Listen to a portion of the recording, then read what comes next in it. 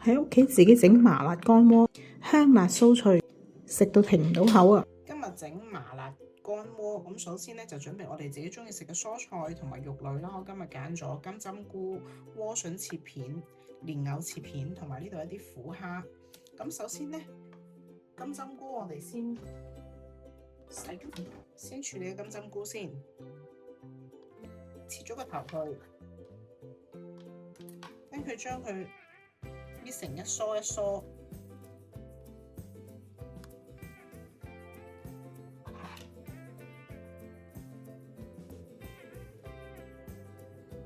然後再洗乾淨佢。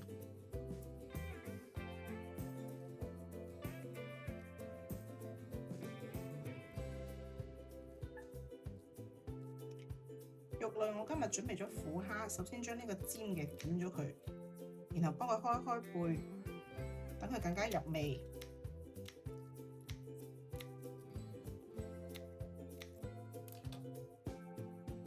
然後將個蝦線去咗佢。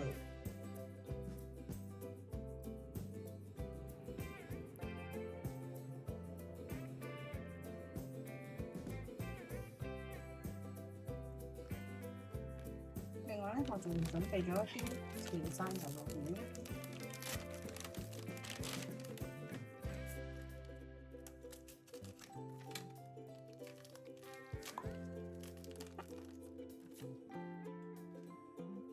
牛肉丸咧，一開2或者一開4都得，睇個人嘅口味。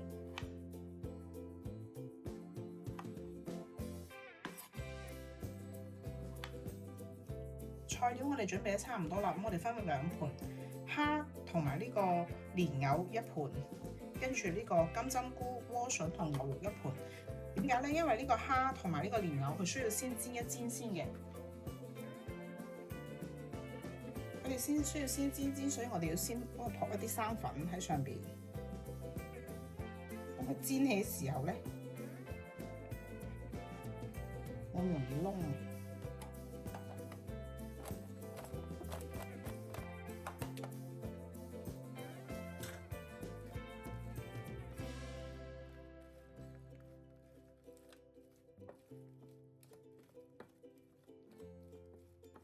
都係嗰句啦，盡量吸乾啲水分。佢呢度啲水分陣間一定吸乾佢，如果唔係會煎嘅時候咧，會彈到周圍都係。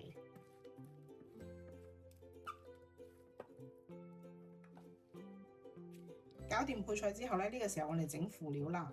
洋葱1/3，薑片、蒜蓉同埋小芹菜。小芹菜切段就可以啦，切段備用。洗乾淨佢，切段備用。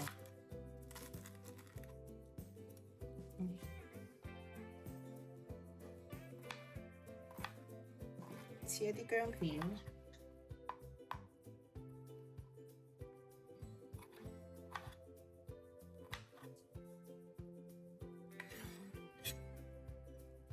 蒜蓉。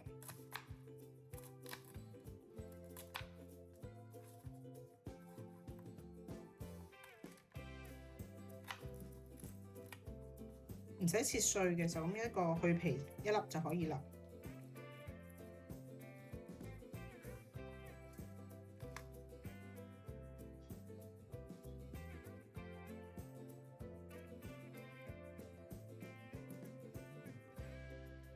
洋葱1/3就可以啦。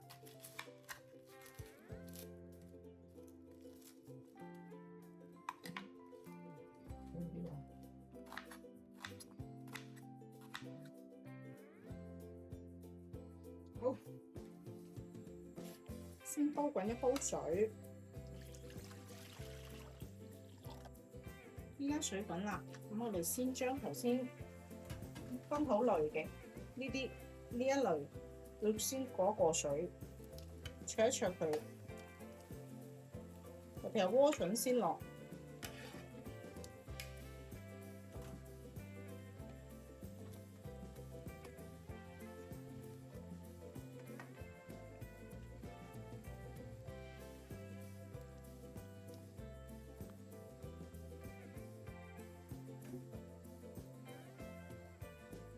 跟住大概30秒，將金針菇都放埋落去，一齊飛一飛水。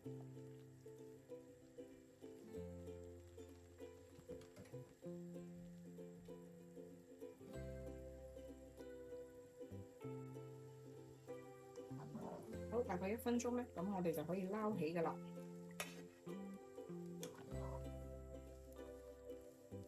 咁啊，擎一擎水先。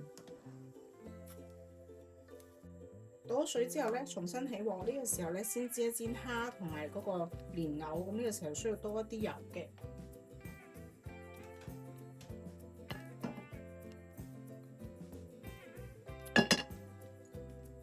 如果出邊食嘅話咧，好多時候佢係炸嘅，但係我覺得自己屋企食咧就最好健康啲。咁我哋就煎一煎佢，過一過油。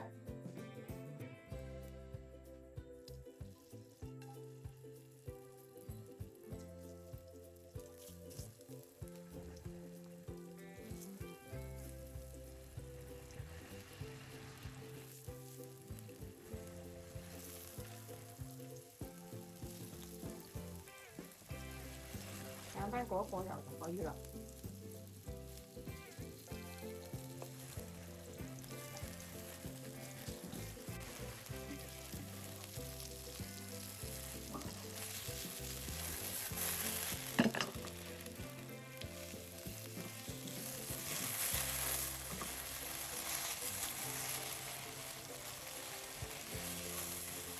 手煎到佢有少少呢啲咁樣嘅金金黃黃嘅，咁就可以啦。就唔需要炸咁熱氣同埋咁多油，跟住就不起。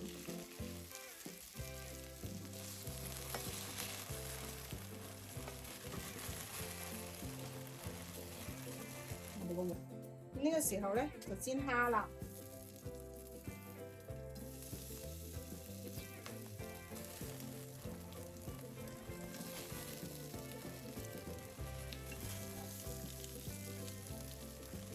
兩邊都煎一煎香佢，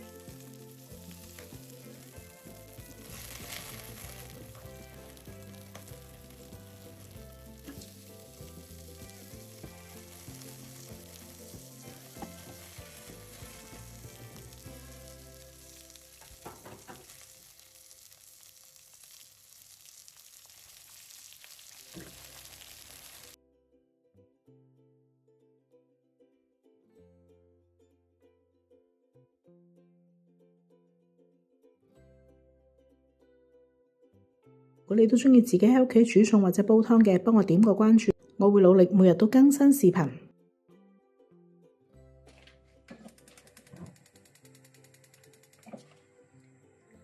重新熱鑊落油，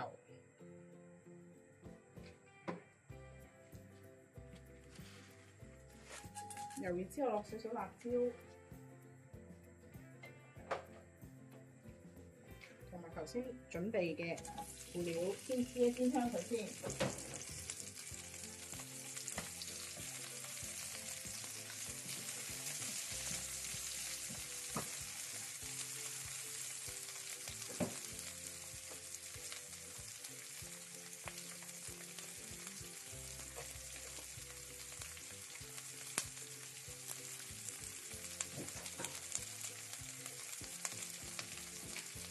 輔料都煎香咗啦，咁我哋落呢個麻辣包，呢個係乾鍋包。如果冇嘅話咧，其實你哋可以攞嗰啲重慶火鍋。重慶火鍋啲湯底或者豆瓣醬。好，炒出定嘅香味啦，咁我哋就開始落我哋嘅頭先嘅餸啦，蝦、蓮藕。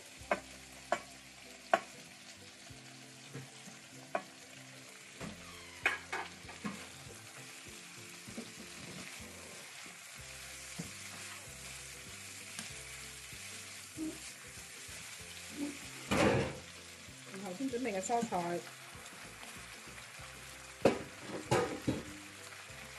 一齊大火炒佢。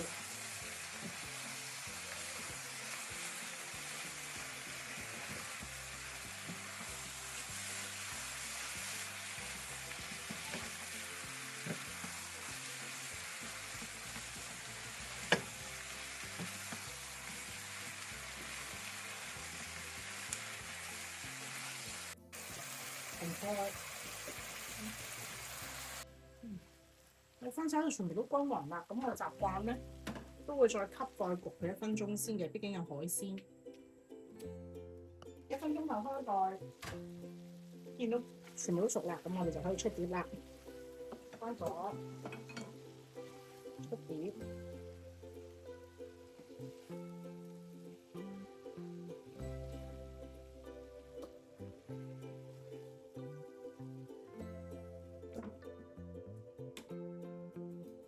再省下啲芝麻，可以啦。自己整麻辣乾鍋，香辣過癮，送飯送酒都一。如果你都鍾意自己煮香辣菜式嘅朋友，記得幫我點個讚同訂閱。